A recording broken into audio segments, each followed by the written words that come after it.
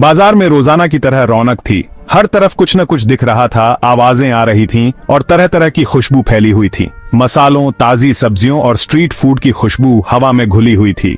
रंग बिरंगे फल और सब्जियां, कपड़ों के सुंदर डिजाइन और छोटे मोटे गहनों की चमक हर तरफ नजर आ रही थी। सामान बेचने वालों की आवाजें, बच्चों की हंसी और खरीदारों के मोलभाव की आवाजें बाजार में गूंज रही थीं। बाजार मानो जिंदगी का एक छोटा सा रूप था, जहां हर लेन देन और बातचीत के साथ कोई न कोई कहानी बन रही थी। इसी माहौल में दो आदमी, राजेश और विजय, आपस में बहस कर रहे थे। उनकी आवाजें बाजार के शोर से भी ऊपर उठ रही थीं, जिससे राहगीरों का ध्यान उनकी तरफ गया और वे वहां रुककर तमाशा देखने लगे। उनके चेहरे गुस्से से लाल हो रहे थे, आवाजें ऊंची हो रही थीं और हर शब्द में जहर घुला हुआ था। उनके गुस्से का असर बाजार के खुशनुमा माहौल से बिल्कुल अलग था। झगड़ा छोटी सी बात पर हुआ था, पार्किंग की जगह को लेकर, लेकिन उस वक्त दोनों को यह बात बहुत बड़ी लग रही थी। कोई भी पीछे हटने को तैयार नहीं था। गुस्से में अक्ल काम नहीं कर रही थी। घमंड और अहंकार के कारण झगड़ा बढ़ता गया। कोई भी झुकने को तैयार नहीं था। गुस्से में आकर राजेश ने विजय के जबड़े पर मुक्का मार दिया। यह अचानक और जोरदार था, जो उसके अंदर दबे गुस्से का असर था। जैसे ही विजय जमीन पर गिरा, चारों तरफ सन्नाटा छा गया। लोगों ने हैरानी से सांस ली। एक औरत चीख पड़ी। कुछ पल पहले जो बाजार जिंदगी और रौनक से भरा था, अब वहां सदमा और अविश्वास का माहौल था। राजेश का गुस्सा उतनी ही तेजी से उतर गया जितनी तेजी से आया था। वो डर के मारे देखता रह गया कि उसने क्या कर दिया। उसे अपनी गलती का एहसास हुआ, जो उसे पछतावे और ग्लानि से भर गया। बेकाबू गुस्से के इस एक पल ने बहुत बुरा असर किया। विजय का जबड़ा टूट गया और राजेश पछतावे और ग्लानि में डूब गया। विजय के शरीर के दर्द के साथ साथ राजेश के मन का दर्द भी कम नहीं था। ये घटना बेकाबू गुस्से के बुरे असर की याद दिलाती रहेगी, जो राजेश के जीवन पर हमेशा एक साये की तरह मंडराती रहेगी। जब भी वो आंखें बंद करेगा, उसे विजय का चेहरा दिखाई देगा और वो पल बार बार उसके जहन में घूमता रहेगा।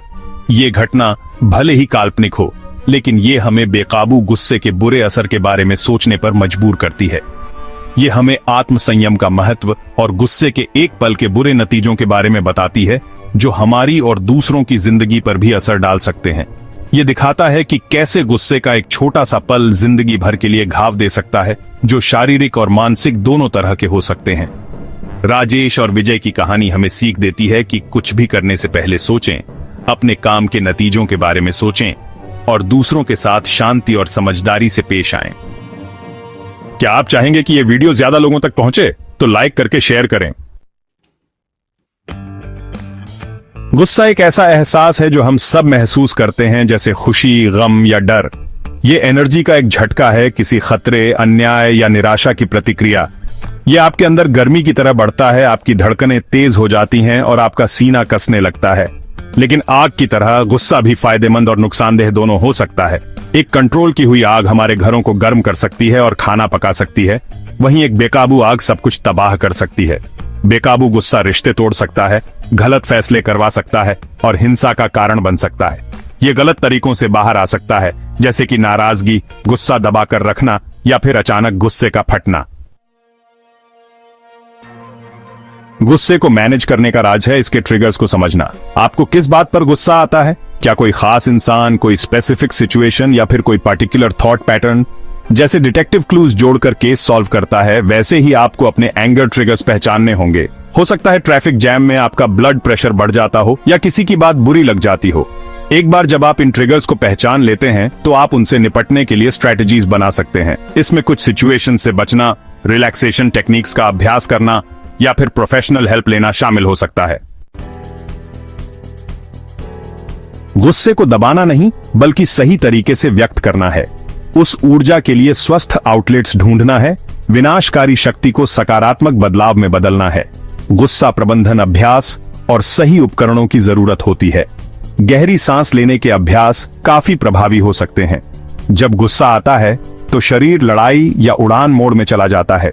गहरी धीमी सांसें तंत्रिका तंत्र को शांत करने में मदद करती हैं। माइंडफुलनेस मेडिटेशन एक शक्तिशाली उपकरण है, बिना जज किए विचारों और भावनाओं को देखने के लिए प्रोत्साहित करता है।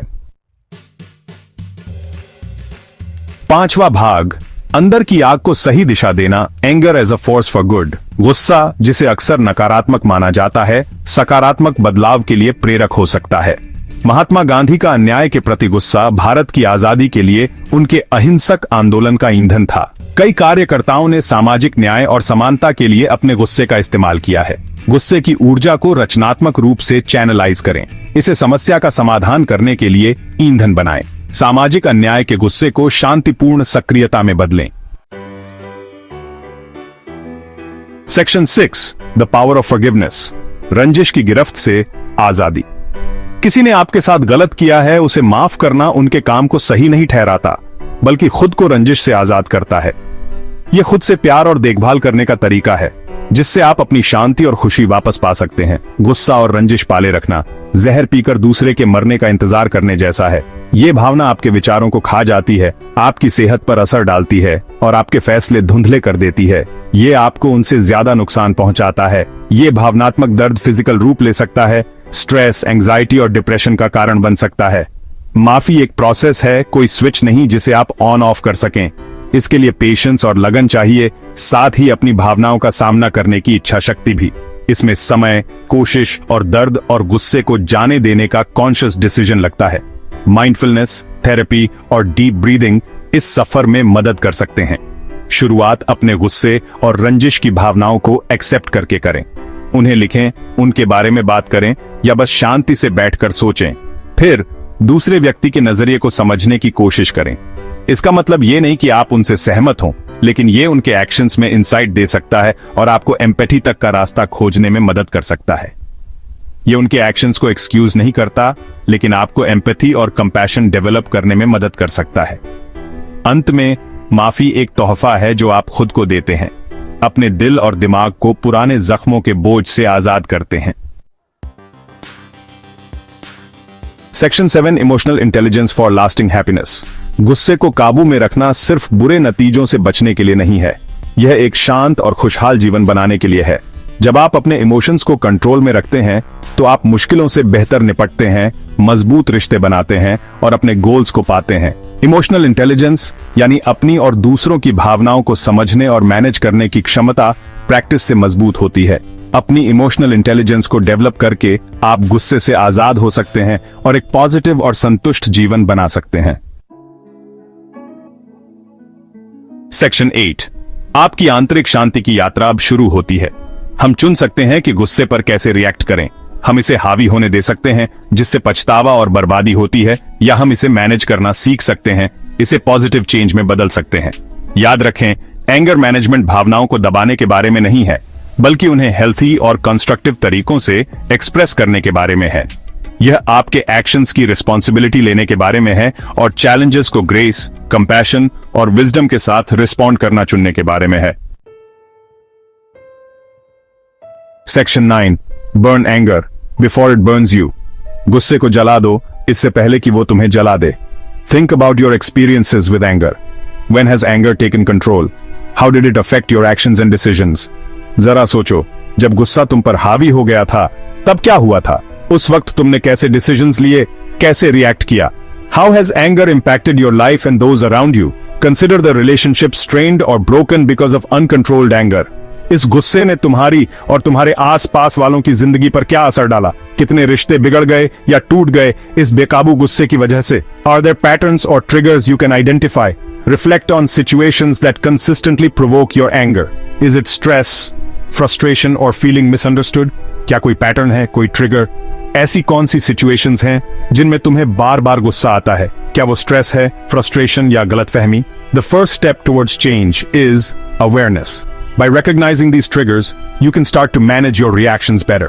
बदलाव की पहली सीढ़ी है awareness. इन ट्रिगर्स को पहचान कर आप पहले से ही अपने रिएक्शंस को मैनेज कर सकते हो। Once you understand the harm of uncontrolled anger, you can start managing it better. Techniques like deep breathing, meditation and mindfulness can help. जब आप बेकाबू गुस्से के नुकसान को समझ जाओगे, तब कॉन्शियसली इसे मैनेज करना शुरू कर सकते हो। डीप ब्रीदिंग, मेडिटेशन और माइंडफुलनेस बहुत हेल्पफुल हो सकते हैं। Remember, you're not alone. Many people struggle with anger and seeking support can make a big difference. याद रखना, तुम अकेले नहीं हो इस जर्नी में। बहुत लोग गुस्से से जूझते हैं और सपोर्ट लेने से बहुत फर्क पड़ता है। There are many resources to help you develop emotional intelligence and manage anger. Books, online courses, and workshops can provide valuable insights and strategies. तुम्हारी इमोशनल इंटेलिजेंस बढ़ाने और एंगर मैनेजमेंट में मदद करने के लिए बहुत सारे रिसोर्सेज अवेलेबल हैं।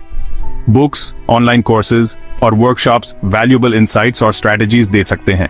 From books and online courses to therapists and support groups, there is a wealth of information and support available. Professional guidance can offer personalized strategies and a safe space to explore your emotions. Books or online courses से लेकर therapists और support groups तक बहुत सारी information और support available है। Professional guidance, personalized strategies और safe space दे सकता है आपकी emotions explore करने के लिए। There's a wealth of information and support available to guide you towards a more peaceful and fulfilling life. Imagine the freedom and peace that comes with mastering your emotions. एक peaceful और fulfilling life की तरफ जाने के लिए बहुत सारी information और support available है। सोचो, अपने emotions पर control पाकर कितनी freedom और peace मिलेगी। Burn anger before it burns you. Take control of your emotions and transform your life for the better. गुस्से को जला दो इससे पहले कि वो तुम्हें जला दे। अपने emotions पर control करो और अपनी जिंदगी को बेहतर बनाओ। दोस्तों, गुस्सा हमारी जिंदगी को तबाह कर सकता है, लेकिन अगर हम इसे समझें और सही तरीके से नियंत्रित करें तो यह हमारी ताकत भी बन सकता है। आज की सीख को अपनाइए और अपने गुस्से को अपने फायदे में बदलिए। अगर ये वीडियो आपके लिए मददगार रहा तो लाइक करें और कमेंट में बताएं कि आपने इससे क्या सीखा। पुस्तक एक्सप्रेस को सब्सक्राइब करें और बेल आइकन दबाएं ताकि आपको ऐसी ही जरूरी और जीवन बदलने वाली किताबों का ज्ञान मिलता रहे। मिलते हैं अगले वीडियो में एक और दमदार किताब के साथ। तब तक शांत रहें, सकारात्मक रहें और सीखते रहें। धन्यवाद।